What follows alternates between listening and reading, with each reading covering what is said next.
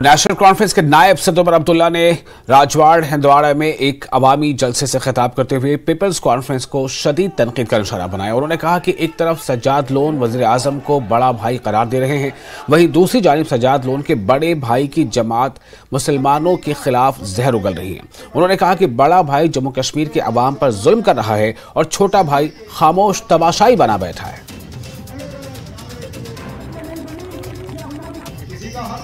किसी को भी भाई तस्लीम कर ले, अगर वजीर आजम साहब ने उनको छोटा भाई तस्लीम किया है और उसने वजीर आजम साहब को बड़ा भाई तस्लीम किया है, तो इस छोटे भाई बड़े भाई के रिश्ते में अगर उसको खुद फायदा पहुंचा तो ठीक है, आपको क्या फायदा पहुंचा? कम से कम उसका फर्ज नहीं बनता था छोटे भाई होने के नाते कि यहाँ जो पकड़ दकड़ का सिलसिला चल रहा है, जो पुलिस के तरफ से यहाँ के नौजवानों को बीच बीच में तंग किया जाता है, क्या उसको रोक लगाने की उसकी जिम्मेदारी नहीं थी? जब इसी उड़ी के रास्ते से हमारी ट्रकें जाती थी, हमारा सामान जाता था, हमारा मेवा जाता था, हमारी तिजारत होती थी, हमारे लोग चंद पैसे कमाते थे। जब बड़े भाई ने ये ट्रकें रोकी, छोटा भाई खामोश हो गया।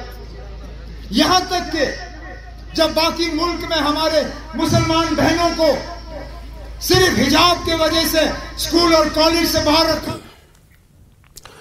और दफा 370 आर्जी था, मुस्तकिल नहीं, क्योंकि कश्मीर का मसला मुतनाज़ा है और ये मसला अक़वाम मुत्तहिदा में है, इसीलिए इस दफे को मुस्तकिल नहीं बनाया गया। इन बातों का इजहार 2 बार रहने वाले साबिक़ मेंबर पार्लियामेंट अब्दुल रशीद शाहीन ने किया। उन्होंने कहा कि अगर दफा 370 को मुस्तकिल बनाया होता तो ये मुतनाज़ा और मसला नहीं रहता। यह मसला अक़वाम मुत्तहिदा में है। ताहम शाहीन ने अफसोस का इजहार करते हुए कहा है कि अक़वाम मुत्तहिदा आज के सियासी मंजरनामे पर कमज़ोर हो गया है। शाहीन ने मजीद कहा कि दफ़ा 370 मुस्तकिल नहीं बना सकते थे, ये सिर्फ हवाल की दे दी गई। शाहीन ने वाज़ेह किया कि पूरे मुल्क में राय आमा को मुनज़्ज़म करके दफ़ा 370 को ज़रूर नेशनल कॉन्फ्रेंस वापस बहाल करेगी।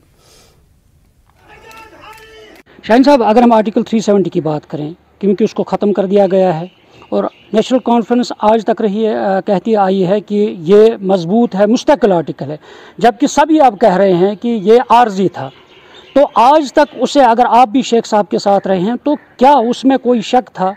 तो क्या आज तक आप लोगों ने उस पर क्यों नहीं उसको मुस्तकिल बनाया है? आज सब कह रहे हैं कि ये मेरे भाई समझो, खुदा के बंदो, 370 जो है ये आर्जी ये था, ये मुस्तकिल नहीं था। अच्छा, आर्जी था ये? मुस्तकिल क्यों नहीं था?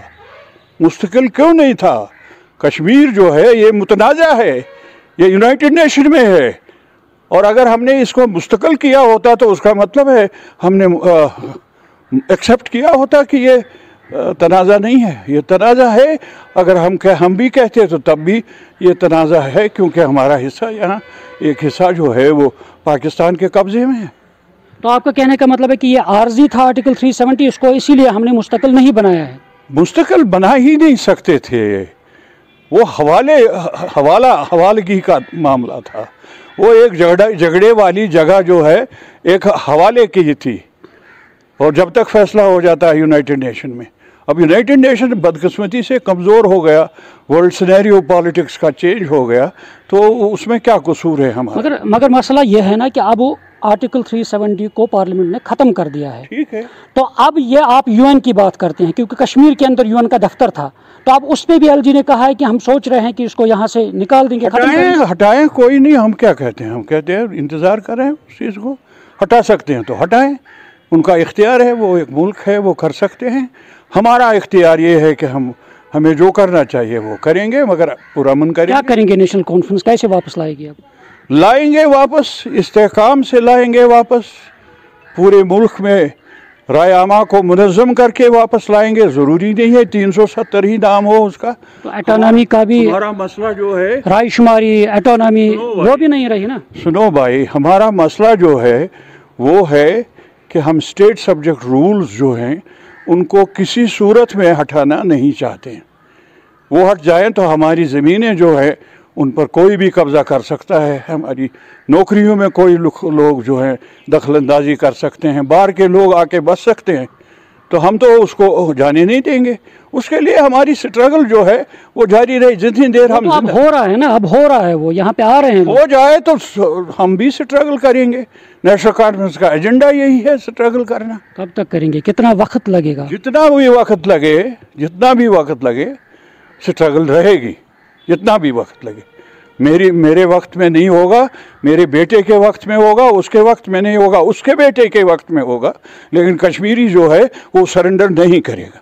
तो आप कश्मीरी खामोश बैठे हैं, तो 2019 के बाद बता रहे हैं कि बीजेपी भी की यहाँ के हालात ठीक हो गए, पथराव नहीं हुआ, कुछ भी नहीं हुआ, डेवलपमेंट हुई। एक काम जो किया है वो बहुत अच्छा किया है।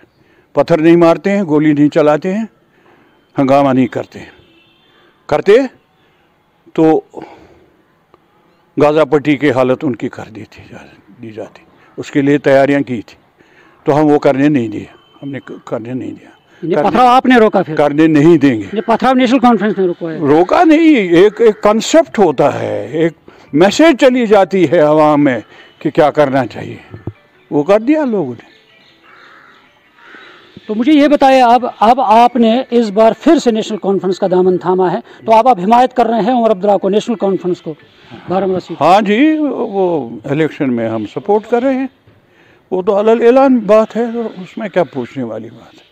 बिल्कुल नाजरीन, ये थे हमारे साथ अब्दुर्रशीद शाहीन साहब, और जिनका साफ तौर पर कहना है कि आर्टिकल 370 पर उन्होंने कहा है कि वो आर्जी था और मुतनाज़ा की वजह से उन्होंने उसे मुस्तकिल नहीं बनाया है, और ये कह रहे हैं कि हम स्ट्रगल करेंगे और इस आर्टिकल 370 को बहाल करने की कोशिश करेंगे, और जितना भी वक्त लगे और उस वक्त का इंतज़ार करते हुए हम स्ट्रगल करेंगे। नेशनल कॉन्फ्रेंस स्ट्रगल करेगी, और आज शाहीन साहब का ये कहना है, और साथ ही उन्होंने हिमायत की है नेशनल कॉन्फ्रेंस को, और नेशनल कॉन्फ्रेंस के लिए काम करने की बात कही है। न्यूज़ 18 जम्मू कश्मीर के लिए मैं